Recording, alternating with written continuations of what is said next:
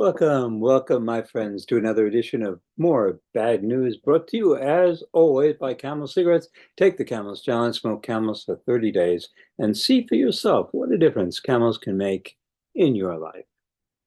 Well, my friends, it's been another week of very bad news. Uh, the best advice that I can give is for you to remember that these are the good old days. These are the best of times. It's never going to get better than this. It's only going to get worse.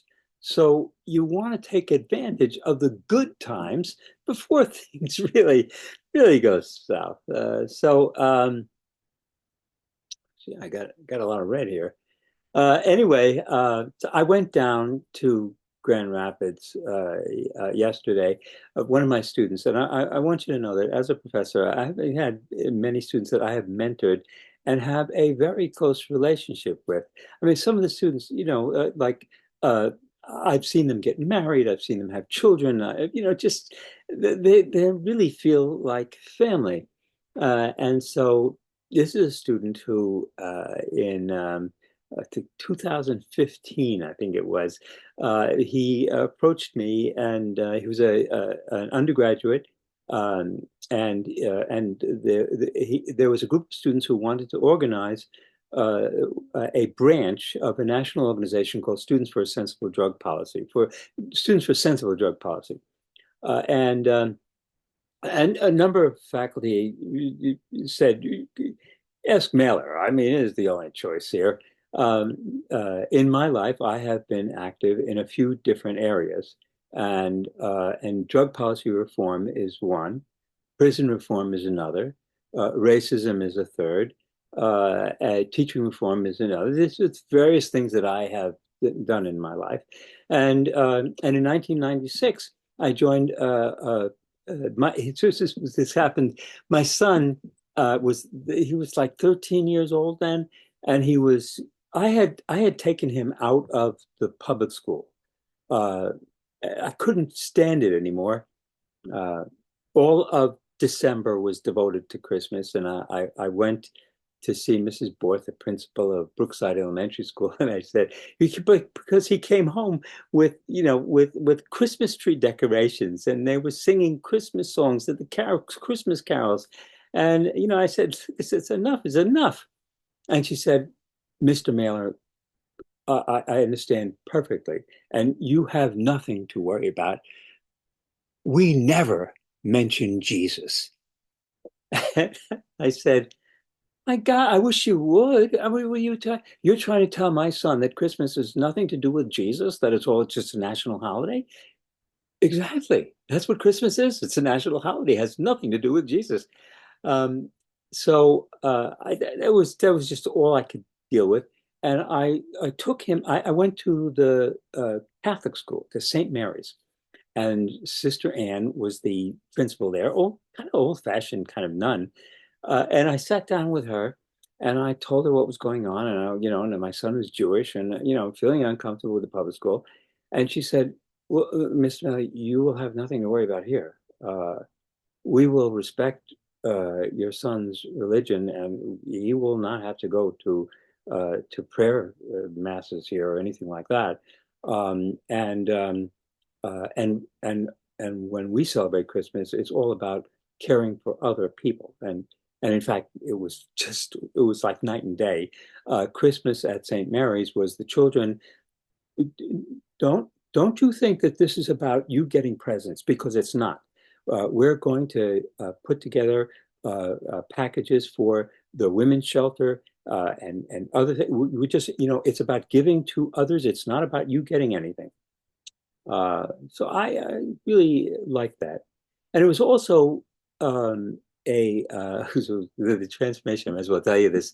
They had a dress code. So before he started school, I had to take him out and buy him black pants, white shirts, shoes, regular shoe, and it could cost a fortune. But when he was dressed up, he looked so fab. I just loved it. It was actually I like everything about it, really. Um, He didn't like it. He didn't like it. So, but he came home one day, and you ask your son, 13, how was school? And you usually get, nothing. What'd you do? Nothing. So one day he came home and he was just incredibly animated.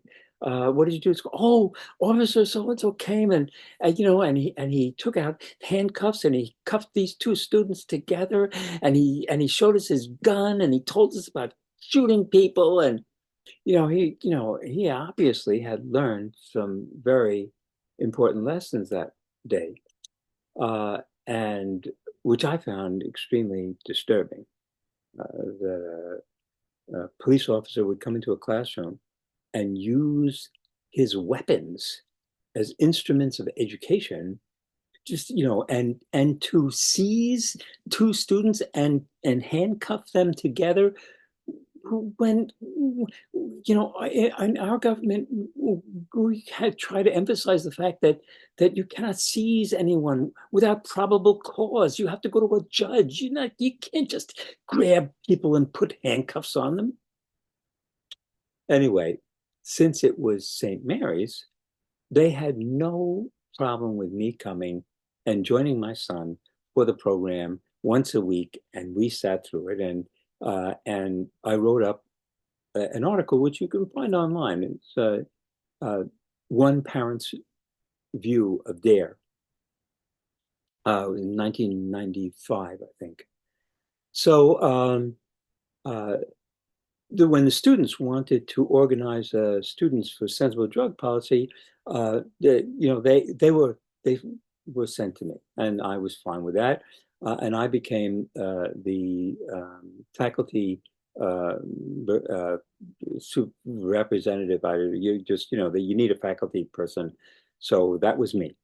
And These were wonderful kids, and they were really active. And Mike was involved in Am I Legalized? He really helped to transform Michigan and to legalize marijuana in Michigan. And he is now, he's drugs really ruined my life. I got to just start off by saying, you don't want to encourage people to take drugs. I mean, I'm a 60s student. You understand that I was hit by all these drugs and sex, and I could have been an accountant like my father. God help me. I got sucked into the drugs and I became a social activist and a historian and spent my life teaching young people. And in college, I could have made a lot more money than I made. So drugs really just ruined my life. And they did the same thing for Mike. He was um, shooting heroin in high school. And it led to a college education in social activism, um, and, um, and his focus on harm reduction, legalizing drugs and doing dispensing with criminalization, uh, and um, and he's now working uh, for the decriminalization of psychedelics and actually decriminalization of all drugs, not just natural drugs, but LSD, ketamine, heroin.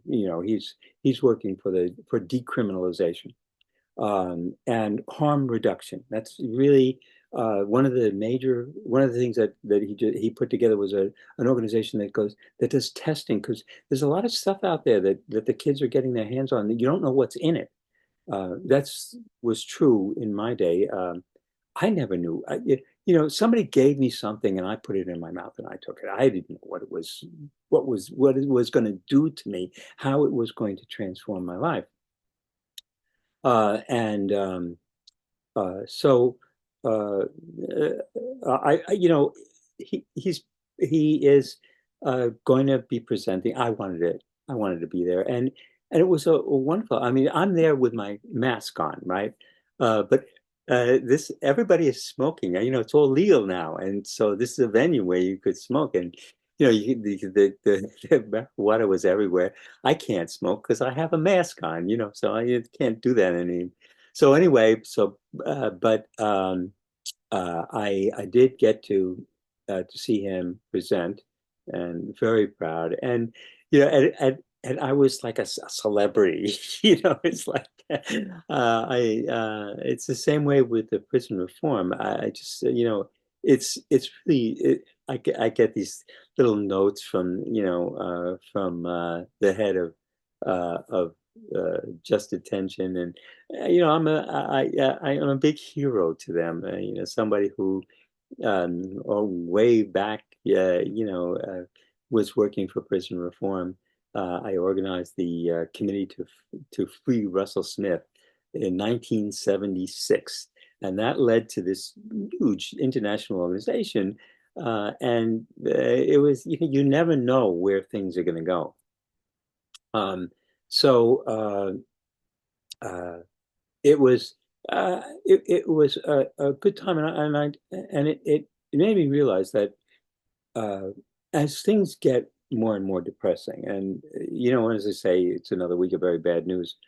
I want you to know I can no longer tolerate it. I mean, here's like I just this is the Economist. Let me see here. Yeah, start from here. So this is what could possibly go wrong. This is after this was before that was before the election. The economists, remember, I think I pointed this out, predicted that he would win, but they more than that, they said, and I've said this before, we were already living in Trump's world. The last decade, he dominated American politics and American society, and so it really should not have been a surprise, other than the fact that uh, we don't want to think about horrible things coming or our demise.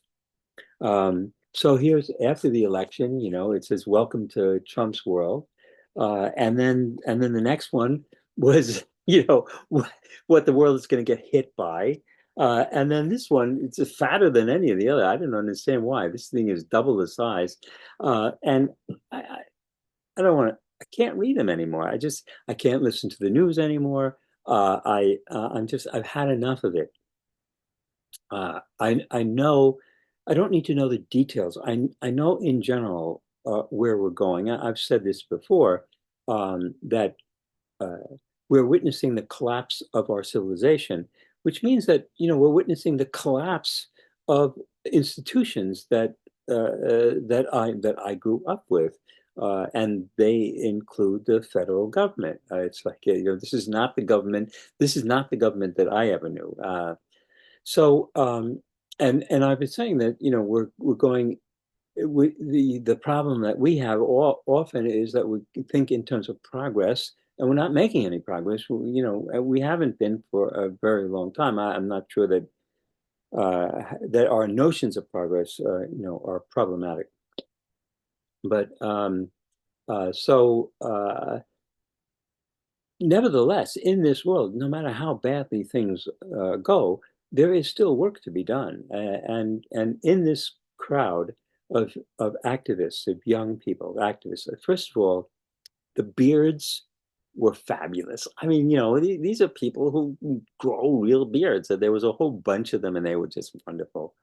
Uh, and secondly, that nobody was depressed, and nobody was talking about the election. They were all talking about their plans uh, for reform. They're realistic plans. I mean, it's like we're talking about a prosecutor who was just elected in Washtenaw County, who has pledged no prosecutions are going to be made for small minor drug offenses. That it doesn't matter what it is. They're not going to be arresting people and prosecuting people and putting people in prison for drugs. So the focus is going to be on harm reduction. So you can make progress in some small ways, and the same thing is true of the prison reform. The people who are working to mitigate the situation for people in prison. Uh, the larger picture is a picture of a world in decline. Clearly, uh, when you take a look at post World War II. After World War II, I mean, the world was a wreck. And there were 60 million refugees, people who had been displaced. But there's over 120 million now. Things were getting better. Poverty was decreasing. Uh, India and China were beginning to feed their own populations. The Green Revolution, the genetic revolution was making vast changes. Uh, Actually, there was a moment in which poverty was being reduced, and of course, we all know that there was this little trajectory where human longevity was climbing, doubled, from, so about 1940 to, to 1970, 1900 to 1970, at least I'm guessing around these numbers, but, longevity, human life expectancy went from 40 years to 80 years. And now all that's in reverse.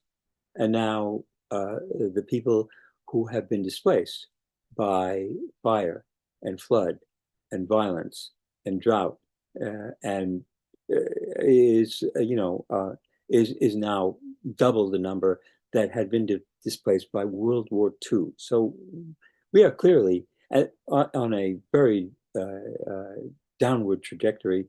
Human life expectancy has turned around, going down. We're faced with an unending pandemic, viral infections that are threatening us everywhere, and the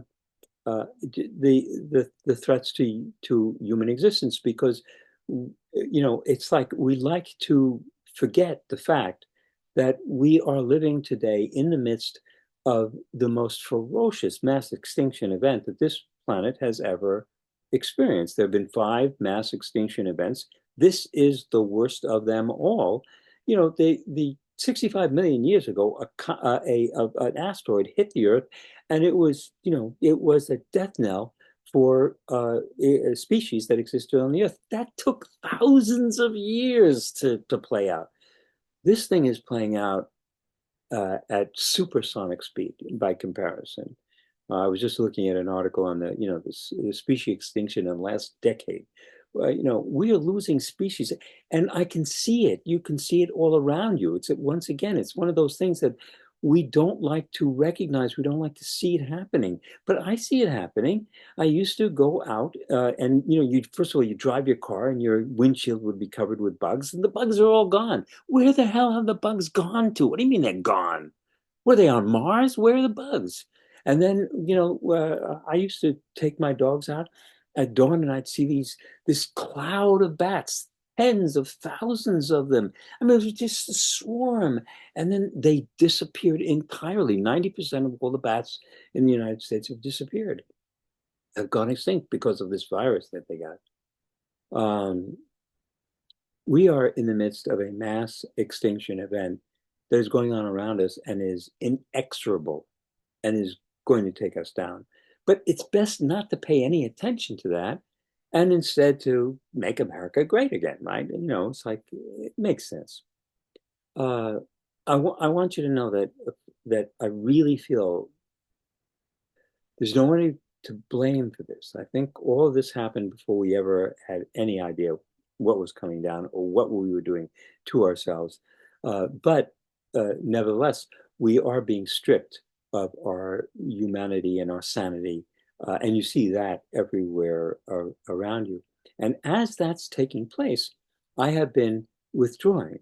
After COVID hit, I stopped going to movies, restaurants, conferences, travel. All those things are just out of the question for me now because I don't want to be around uh, people who are walking around without masks on, vectors of disease. I'm 77 years old, and one of the studies that you see is all the time is that uh, uh, cognition. Mom was having a few problems, and then she got COVID, and now her mental faculties have just seemed to collapse, and she into senility. I have enough problems with my head, so I don't need any more of that. And uh, So um, uh, there are areas that people can engage in, even in a doomed world. And that's what we are living in, a doomed world. But I've been saying from week to week, stay safe and, squeeze as much as you can out of life. And, I guess that's been my message. I don't want to turn this show into how to survive the apocalypse.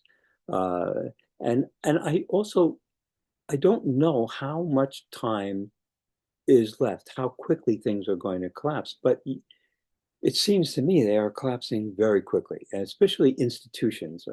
And we'll have to see. But I don't see the show running out of bad news anytime soon.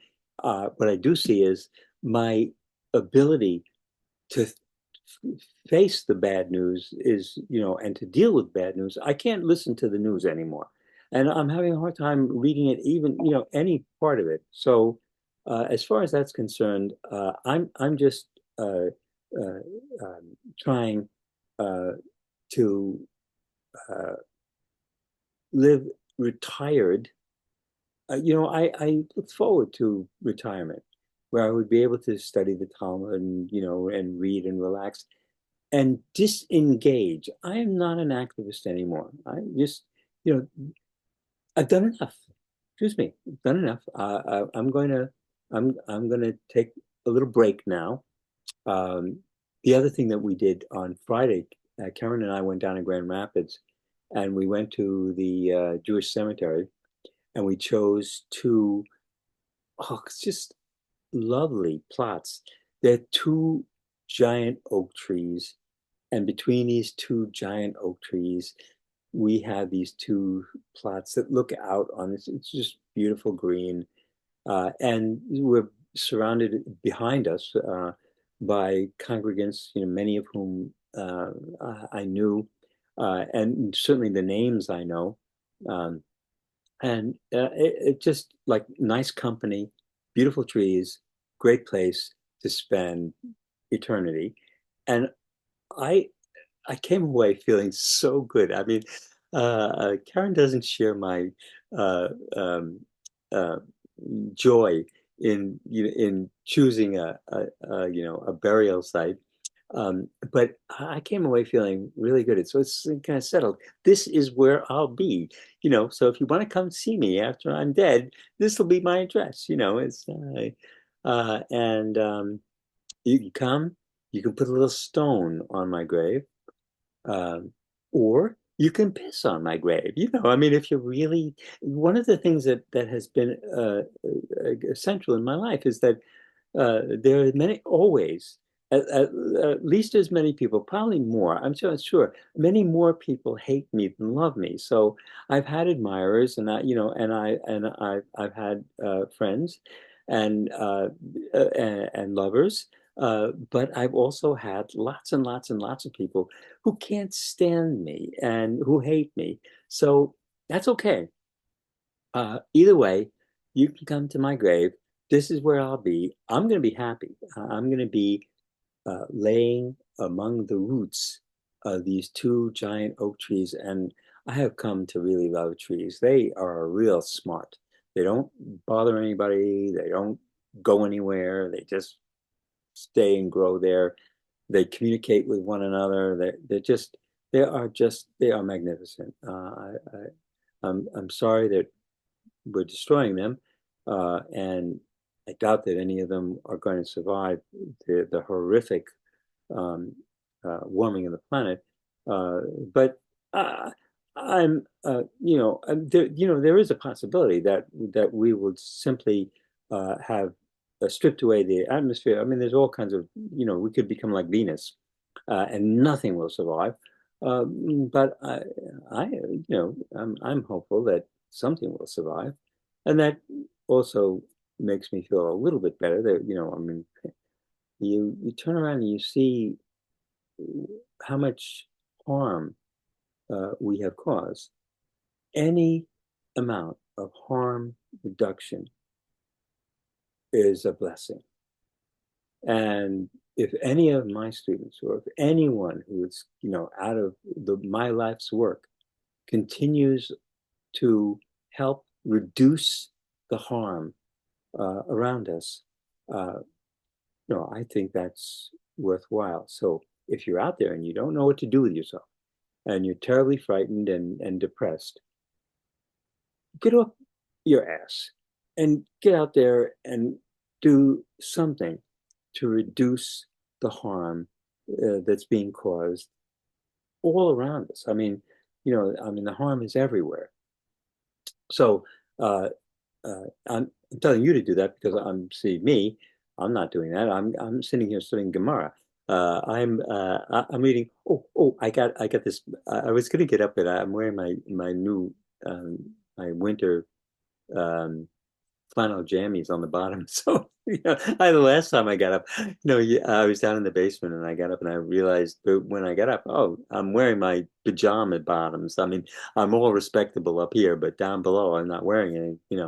So I will refrain from that. But I have a novel that I picked up in I must have been 14, 15 years old. We're talking about decades and decades and decades ago. It was 50 cents. It was one of those little pulp things. But it was actually, and it has a sexy cover of, the Rome, city of Libertines. And it was written by this professor, Canadian um, uh, professor of antiquities who wrote about 15 different books. And he's a fabulous writer. And it's actually an excellent book. It was just, and it was originally hardcover, 3.95, but then they turned it into this, paperback for 50 cents, and they put it in drugstores and they want to sell it. So you want to make it as sexy as possible. I bought it and it's has sat on my shelf for 50, 60 years and finally picked it up. The pages are coming apart as I'm reading it, but he's a fabulous writer, and so this is, it takes place in Rome. But Caesar is still the head of he's in the Senate. He's not the emperor yet, and there's all kinds of intrigue, and it's just um, and it's the ethics of decadent Rome. Uh, so I'm surrounded by a library of over 15,000 volumes, keep me busy, and until I'm ready to go down to Grand Rapids and, I have a little piece of real estate there and spend the rest of eternity uh, in that little plot of land. I'm going to be just delighted. So I'm on my way. Uh, I'm on my way, and I have found a way to survive uh, the uh, dark times that are around us and that are coming.